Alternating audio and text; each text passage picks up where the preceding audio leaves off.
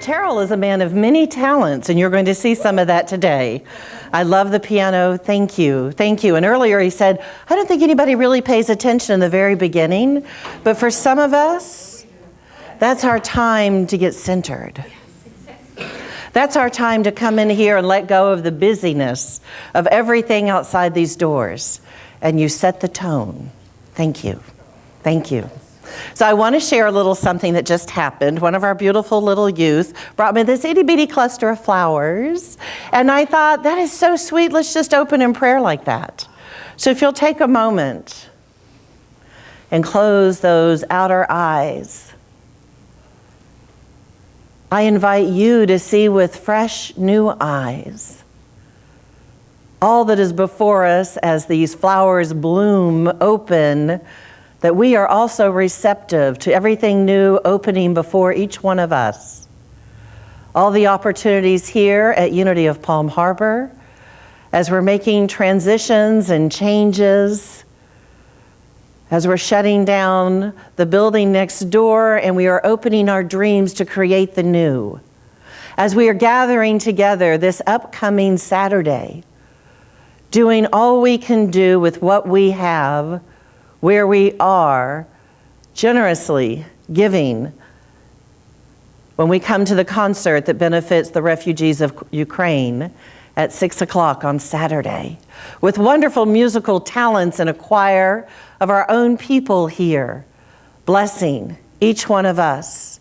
And in that blessing, we carry that forward in our minds, our hearts, to each person affected by what is going on in Ukraine today. Each person, all sides, no one is left out. And then on Sunday, following that, we're going to celebrate our anniversary.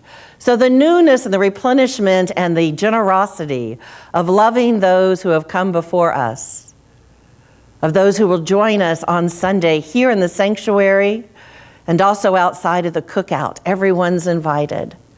We've sent out 200 postcards.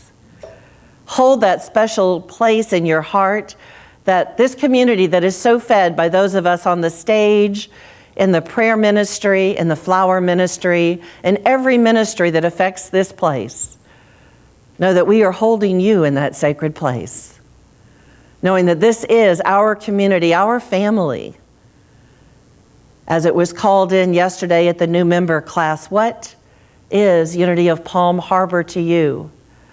A safe, sacred community, a place where we learn and we share our tears and our laughter, our joys and sometimes our fears, that we are the wholeness of who we are right here present, honoring the God of our understanding, honoring each person here as that divine expression. So I invite you in the newness of how you see with clear vision, love. The holiness of love for each and every person within hearing of this message. Love. And so it is, and so we let it be. Amen. Amen. So I've invited Bob Charpentier to be our platform assistant today. And you know, we're kind of trying out something new. He is 4 of 4. And I'm going to turn it over to Bob. Okay, we've got a few announcements. The flower arrangement today was done by Kimmin, and it's dedicated to Peter Billingham for his birthday. Now, our prayer chaplain today is Reverend Randy Schmelig, and he'll be here after the service there by the stained glass windows for prayer support. A special thanks goes out to Rob, Joe, and Jim Aiken and friends who have finished building the storage unit in the back, and to everyone who's come to help move the boxes and the bins into that storage unit. We've got 2 celebrations coming. Reverend Tracey just announced it. The first one, April 30th, Saturday, 6 p.m. The Peace, Hope, and Freedom Concert benefiting the refugees of Ukraine. And on May 1st, an anniversary party for Unity of Palm Harbor. Reverend Randy was our first minister. Bob Fortner was here for 25 years. So we're bright colors. There'll be games for the kids, and our youth minister, our youth leader, Bridget, has a special treat for adults and kids. There's a sign-up sheet in the foyer. Mother's Day is just around the corner. And if you're looking for a Mother's Day gift, Judith makes flower arrangements. Oh, this one. Duh. For $15, there's a sign-up sheet in the foyer. The building next door is closed, and we have buckets in the front of the building, so you can take the plants of your choice. Just bring a shovel. Wednesday morning, we have usual Course in Miracles class at 10 o'clock in the morning. And on Thursday at 10 o'clock in the morning, we have our usual yoga class. Our friend, Gabriel Nelson, is coming back with his Healing Sound Ministry. On Monday, May 9th, he'll have 30-minute sound therapy sessions at the church for $45 a session. You can sign up on the sign-up sheet on the table in the lobby. Friday and Saturday, May 13th and 14th, he's going to facilitate a Level 1 Singing Bowl certification program. So if you've ever wanted to learn how to play the sound ministry instruments, this is the course to take. He's going to limit the class only to 5 people. And the people from the class will do the meditation on the May 15th Sunday church service. On Sunday, May 15th, after our church service, we can meet in the patio in back of Heritage Hall. We're going to have a small memorial service where we can bless the building that's coming down and remember all the memories that were created in that building during the past 25 years. And that's all the announcements. Good morning. Won't you please stand and join us in singing a couple of hymns? The first one is Welcome Home to Unity.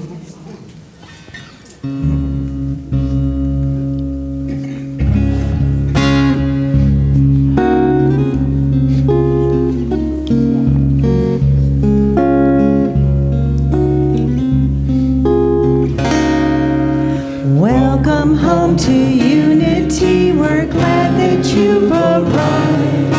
Join us in community together as we thrive. The blessings we all give and take, prosperity that we create. Sharing love, we celebrate the oneness of us all.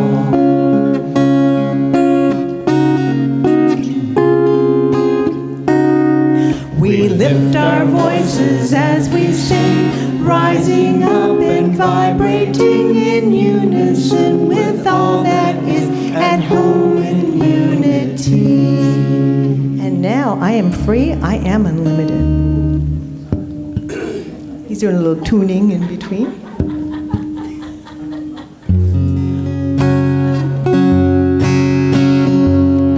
I am free, I am unlimited.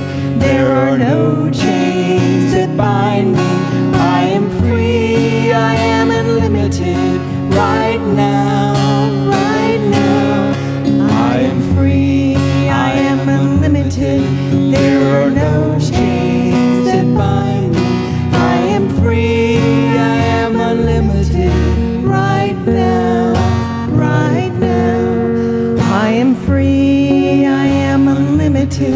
There are no chains that bind me. I am free, I am unlimited. Right now, right now. I am free, I am unlimited. There are no chains that bind me. I am free, I am unlimited. Right now, right now. Beautiful, you may be seated. The daily word is gather with others. We gather and magnify the presence of God. As I gather with others in the spirit of love and peace, my awareness of God's presence becomes more powerful, even palpable. Together, we create an energy, a vibration, greater than any of us has alone.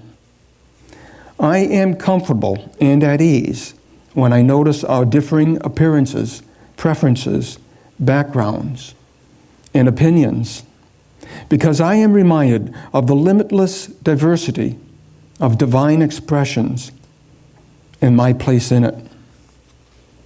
When I join in fellowship with my family, friends, and the people here at Unity of Palm Harbor, each of us becomes a mirror for the others. We see in one another the divine presence that lives in and expresses as every person.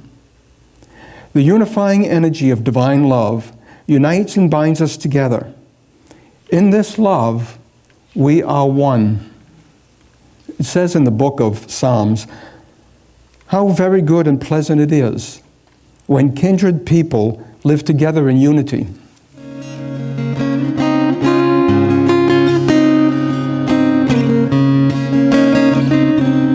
We are awakening to the calling of the mystic.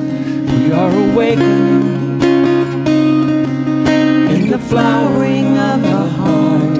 Everybody here melting into presence, overflowing effervescence, rising in love.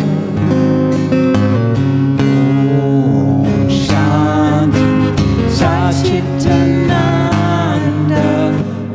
Om Shanti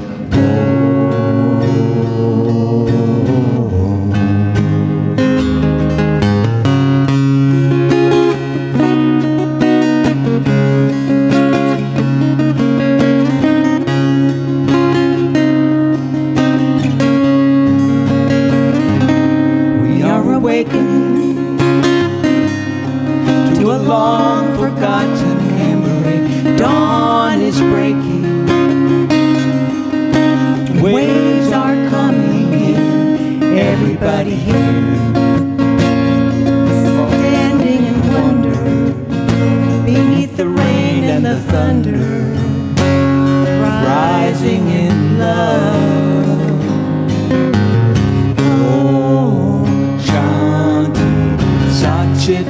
Satchitananda. Om Shanti. Om Shanti. Satchitananda. Om Shanti.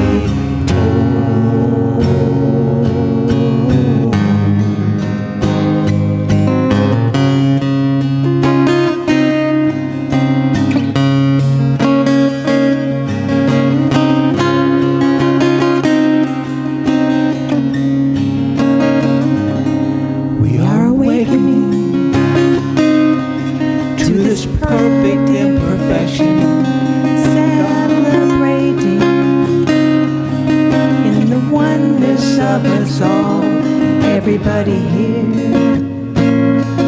part of each other, sister and brother, rising in love. Om Shanti Satchitananda. Om Shanti. Help us out.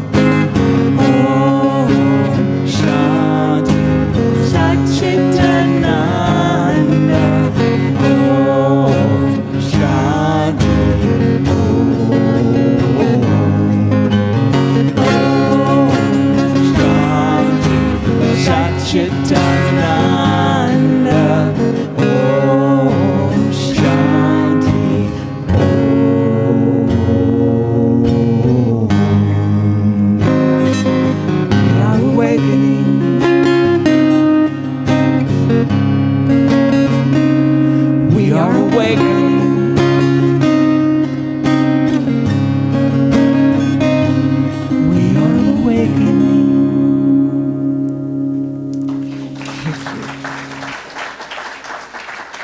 We're going to change gears, and Terrell's going to go to my favorite drum. And I invite you at this point in time to close those outer eyes. Take a nice deep breath in and release.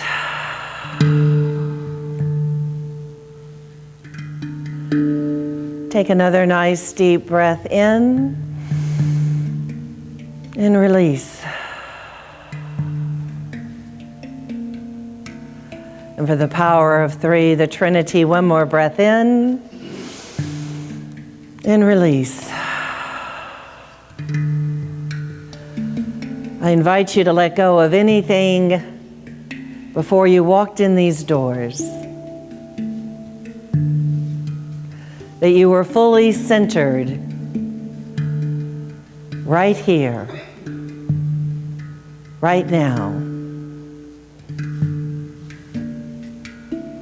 When Bob said something with a daily word about the mirror, a saying from Rumi came to me, and I'd like to share with you.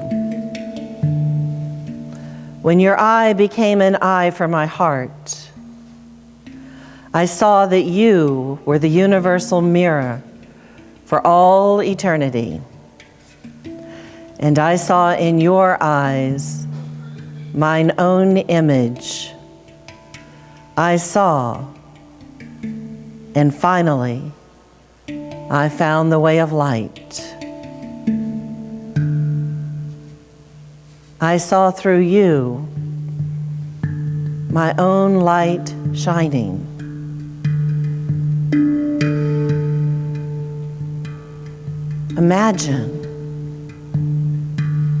Imagine a world in which every person you meet,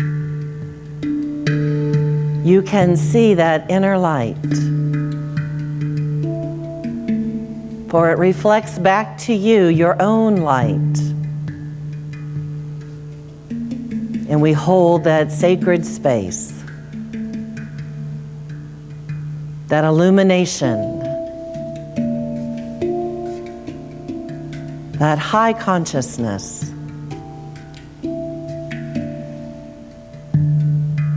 That in community we create a better place. Through our chanting, Om, we raise the vibration. We open the portals. We are receptive to our highest good. We share infinitely amazing possibilities, amazing dreams, and we create a safe, sacred space. I invite you with me to open to the sound of Om. Together. Om.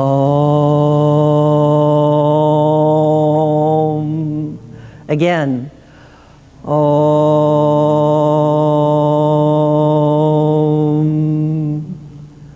Feel that resonating deep within your body.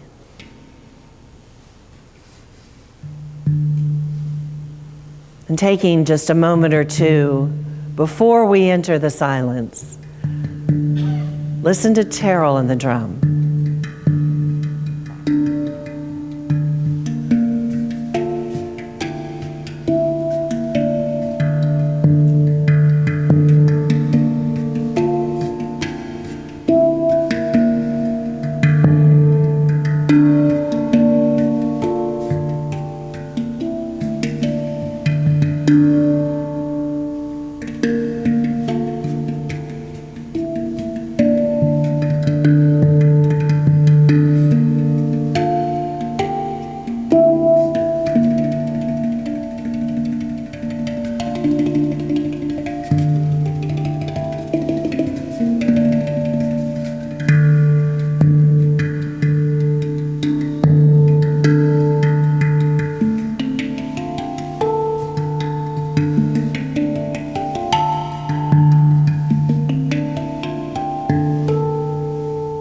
gently, quietly, we enter the silence.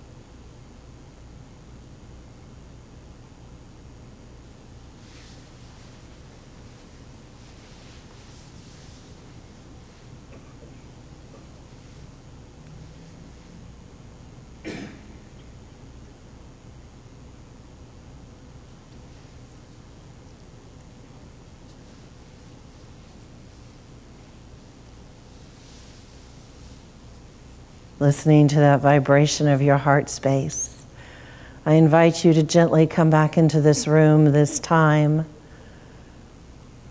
staying open and receptive, hearing the message today that is meant just for you, embracing,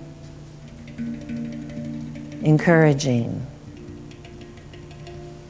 lifting yourself up in the Holy of Holies, knowing that it is your divine birthright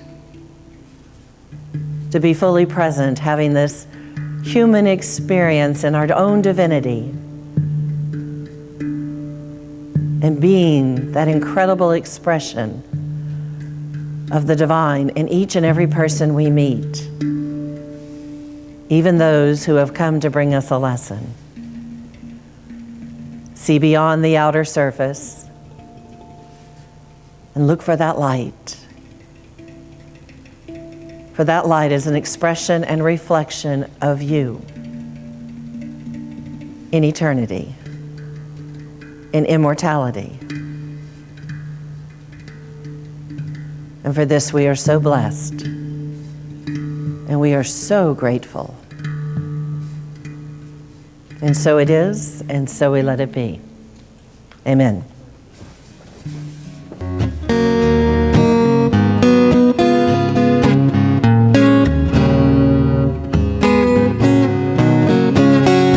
Keep an eye out for the new beginnings, the happy endings, and the good things in life. Just try to keep an open mind, and I know we will find all the good things that life has to give. We can decide, we get to choose. It's up to us, there's no way we can lose. Thoughts become things, we have the gift of the gods. So choose an adventure, pick a direction. There are no limits. Perfection, just think it with feeling and love it right into your life. And keep an eye out for the new beginnings, the happy endings, and the good things in life.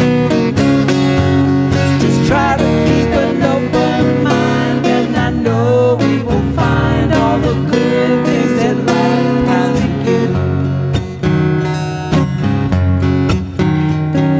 Thoughts become things, think only the good ones, keep them on track, catch yourself in the act. It's as easy as breathing, it's as easy as what would you like. And keep an eye out for the new beginnings, the happy endings, and the good things in life. Just try to keep an open mind, and I know we will find all the good things that life has to give. We had to remember, sooner or later,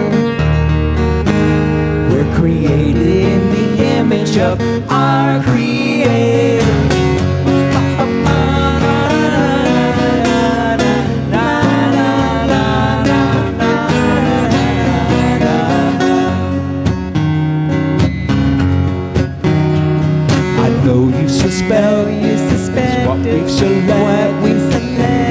for knowing it's time to get going. Let's get on with the show. It's as easy as what would you like? Choose an adventure, pick a direction. There are no limits or factions. Just think it with feeling and love it right into your life.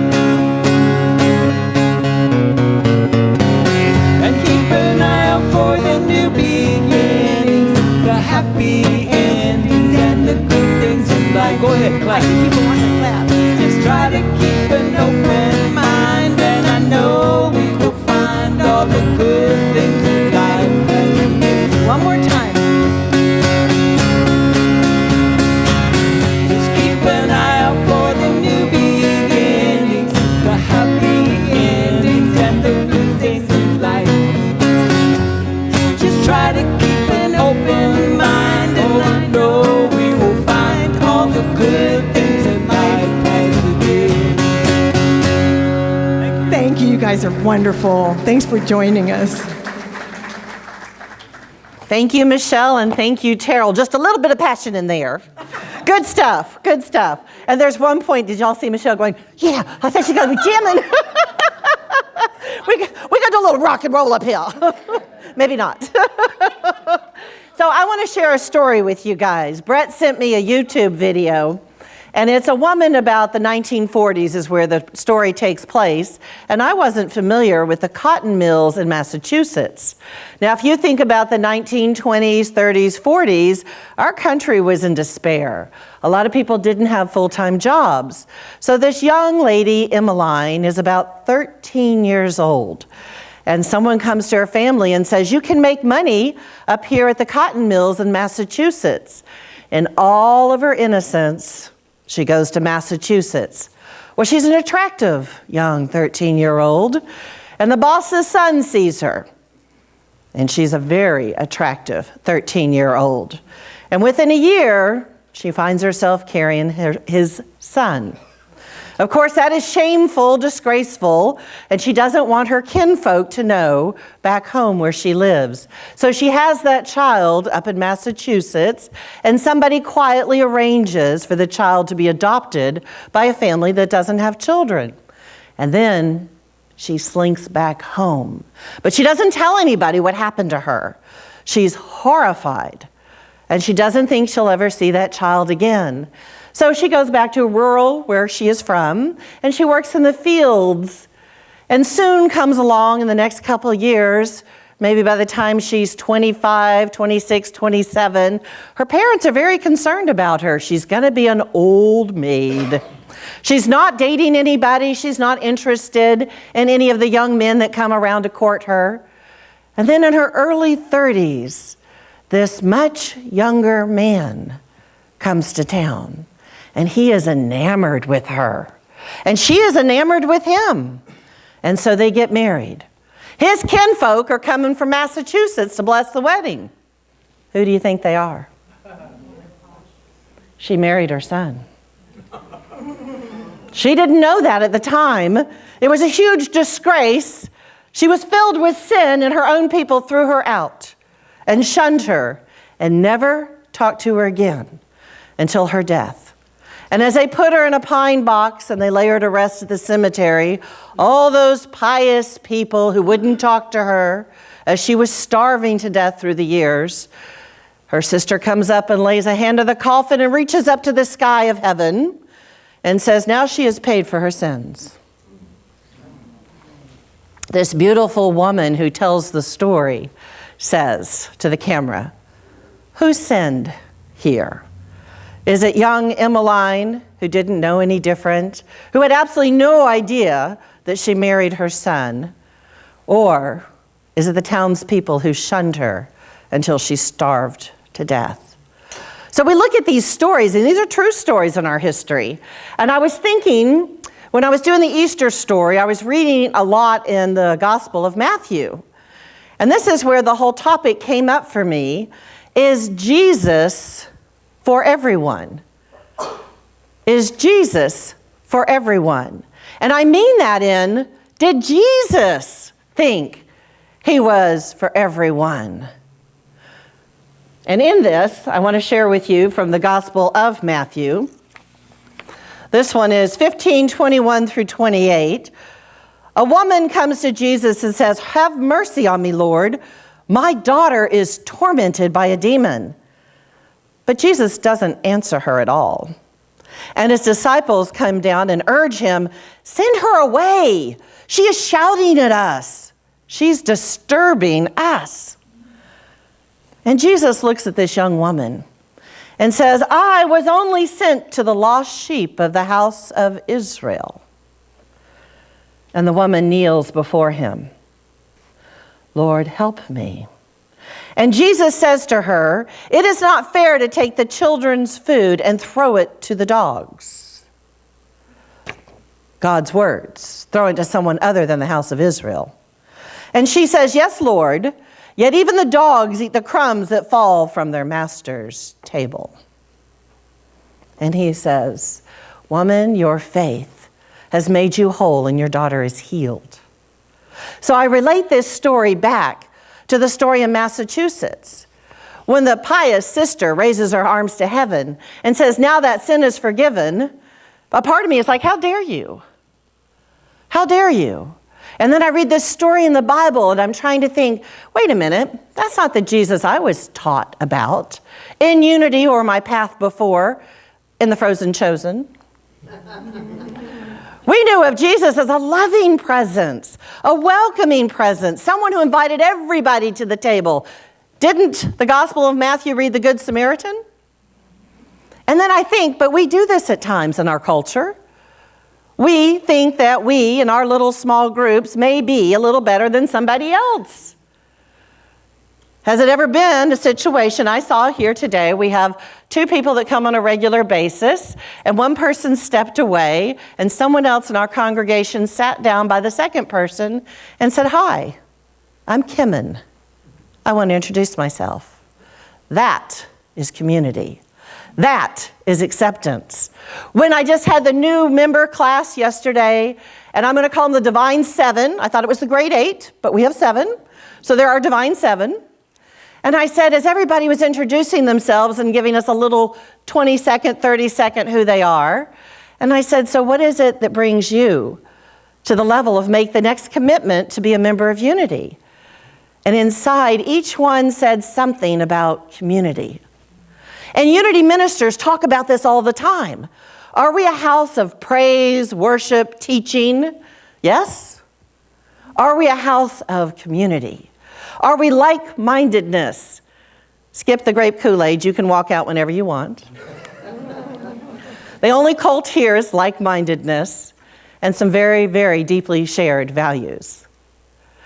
And thinking about this sort of a time and a place, I went back to one of my favorite authors, very controversial author, Raza Aslan. You might recognize him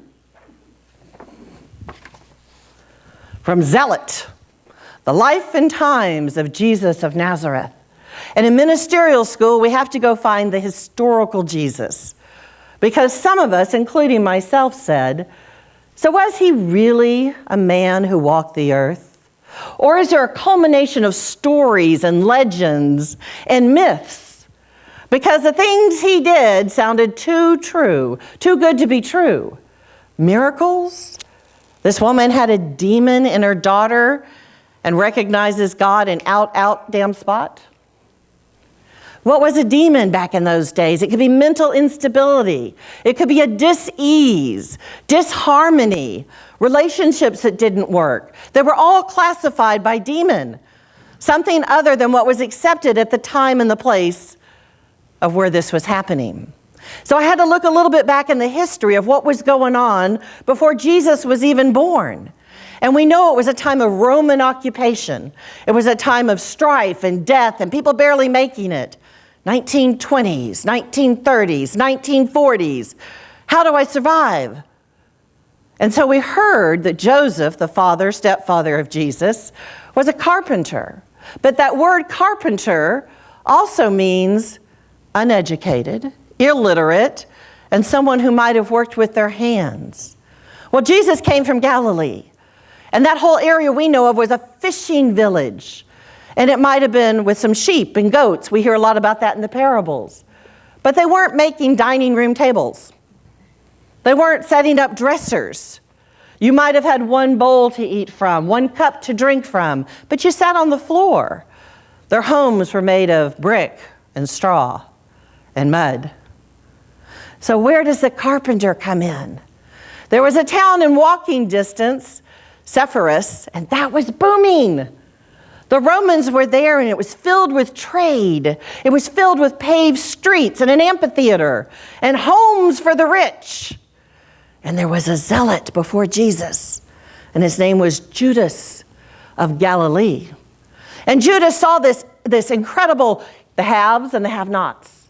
And he was angry about the taxation the Romans did on his people, God's chosen people.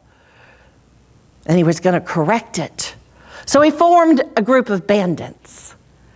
And they went to the royal armory in Sepphoris, and they stole what they could out of the royal armory, and they rose up and they started burning down houses and pillaging and doing all those fun Robin Hood of the desert sort of things.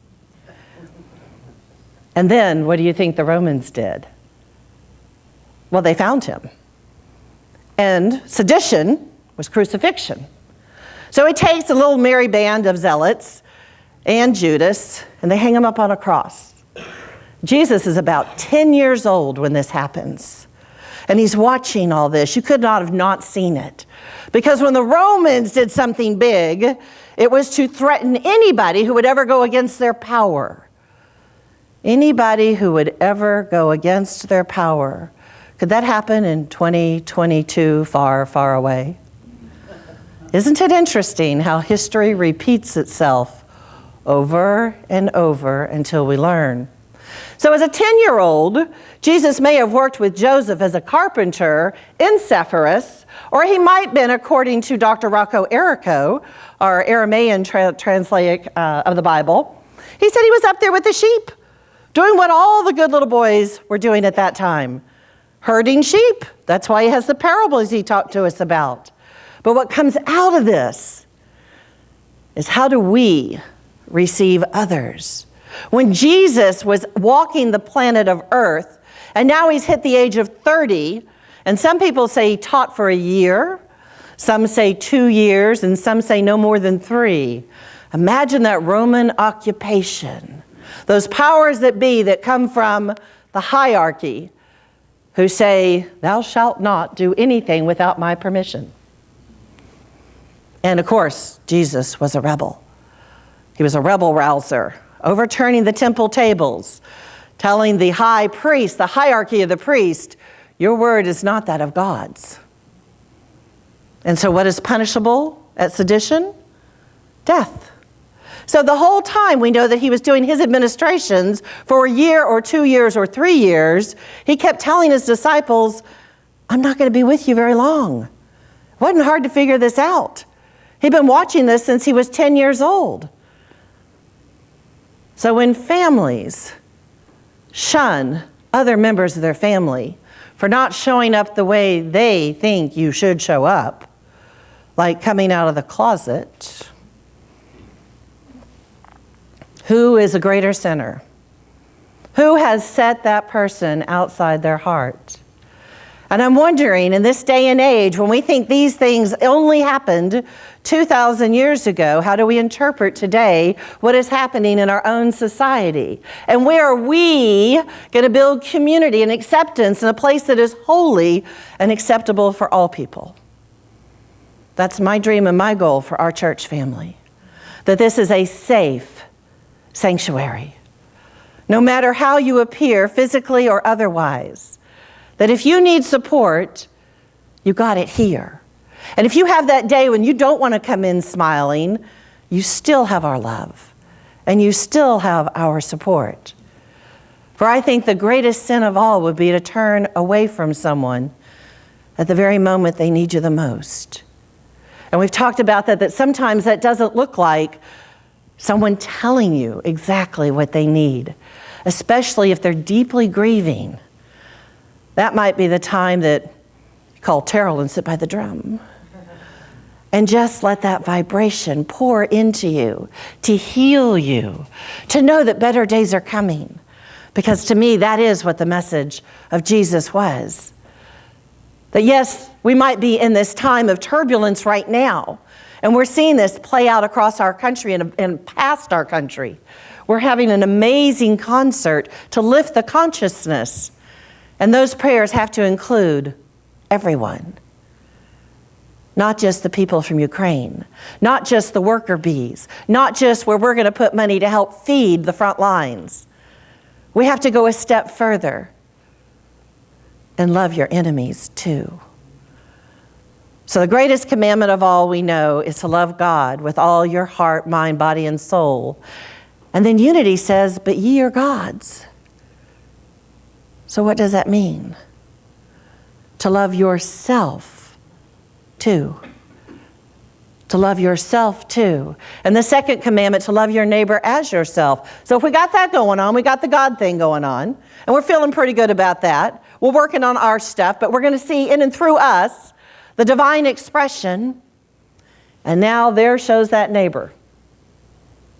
That neighbor shows up that you don't understand, doesn't like your dogs, doesn't want you moved in there. Oh, good God, don't hang that flag, whichever one it is you choose to hang.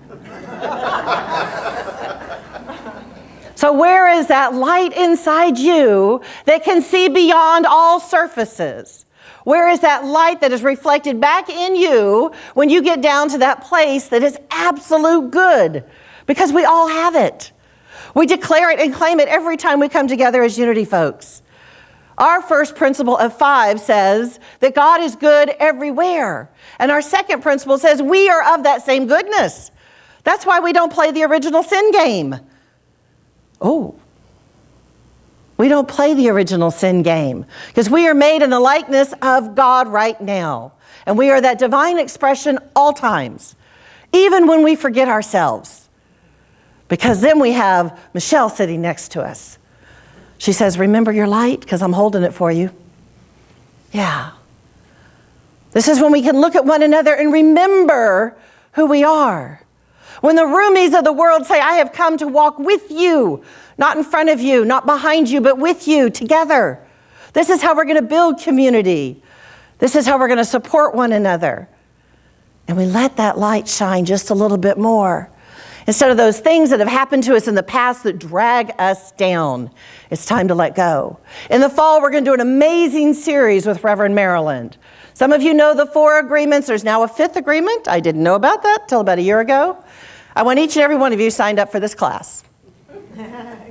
I'm challenging you. I'm inviting you that we will have so many small groups that will bump into each other. And in these small groups, we're going to dive in and see what it means to speak and live in integrity, to speak by our word, to live by our word, to know what we say to one another counts. And all the other little things that we're going to find out. And when we come together in small groups, that's an intimacy. That we're courageous and vulnerable. That we open our heart space, that we're receptive to hear without judgment. Ooh.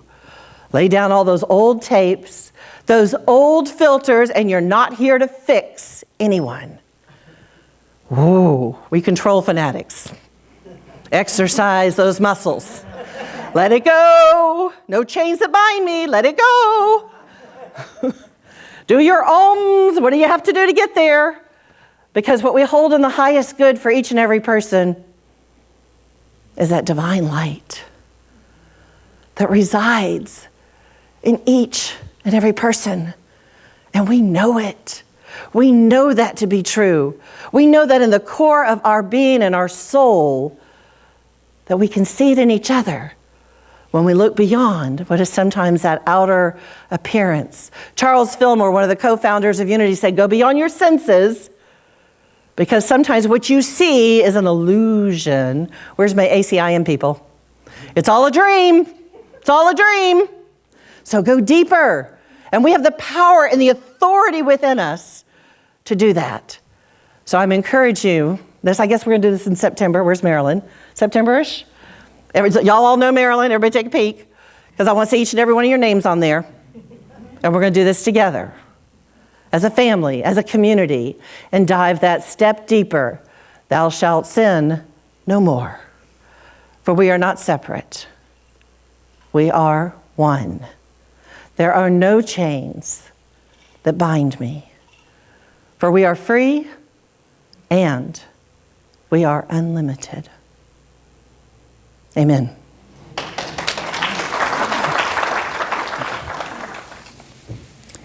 This is the time in our service when we give our offering for the continued operation of our spiritual community. Would the ushers please come forward? But before you begin the collection, let's hold our gift in our hands and speak together our blessing in one voice. Divine love through me blesses and multiplies all that I am, all that I live, and all that I receive. Oh, a big thank you for that wonderful message. Really beautiful. Tara wrote this song about you. So if you've never had a song written about you, here it is. Happy to be with you, so good to see you again. Our timeless connection, love and affection, reminds me of why we are friends. There's something about the way we share and show each other how we care. Happy to be with you, so good to see you again. It doesn't matter how long it's been, distance and time disappear. I wish that everyone could share what we're having right here. When hearts are connected, it's reflected in everything we do or say. Happy to be with you, so glad to see you again. So let's take it in and savor this moment. Who knows what tomorrow may bring? But we have right now the only time we've ever had. Make sure to say what you feel. There's something in you that brings out the best in me. Somehow I like who I am even more when I'm in your company. I've felt it since the moment you came, and I hope that you are feeling the same. Happy to be with you, so good to see you again. So let's take it in and savor this moment. Who knows what tomorrow may bring? But we have right now the only time we'll ever have. Make sure to say what you feel. It's so surreal the way it feels. I can only describe it as love.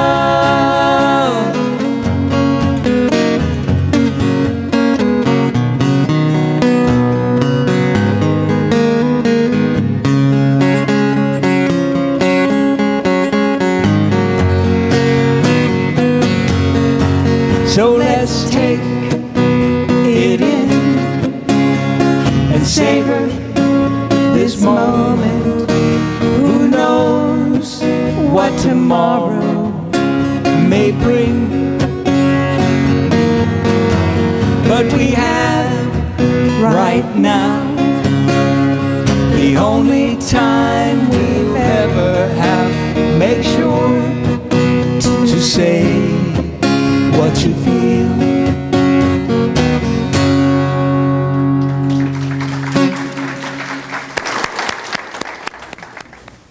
gifts represent the substance of our work and joy. We give thanks for these gifts of love and substance, and we feel the mighty flow of prosperity emanating from divine will, manifesting in our lives and in our spiritual community. And so it is. We are here to glow as the light of God. We are the light of God. We are here to embrace as the love of God. We are the love of God. We are here to stand in truth as the power of God. We are the power of God. We are here to radiate as the presence of God. We are the presence of God. And wherever we are, God is, and so it is. Okay.